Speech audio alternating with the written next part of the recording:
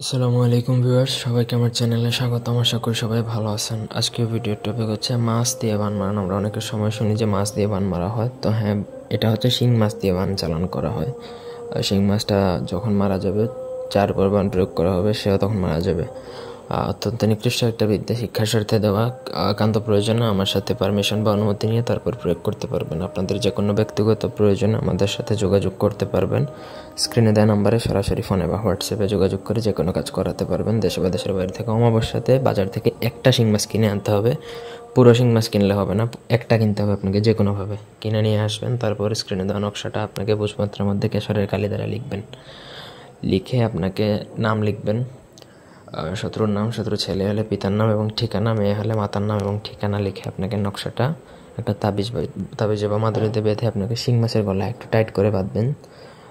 Tight করে বাঁধা শেষে আপনাকে সেটা নিয়ে ওই অমাবস্যা রাতে উলঙ্গ হয়ে চলে যেতে হবে নদীতে।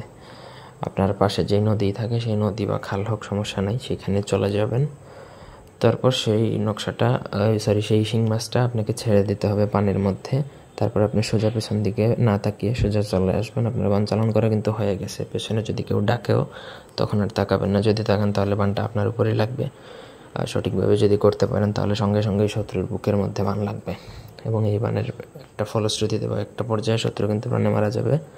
আর প্রাথমিক অবস্থায় শত্রু অসুস্থ হয়ে পড়বে। আমি আগেই বলছি, এটার পারমিশন নিতে হবে বা গুরুমন্ত্র এটার জন্য প্রযোজ্য, অন্যথায় এটা কার্যকর হবে না। গুরুমন্ত্র নিতে আমার সাথে যোগাযোগ করতে হবে।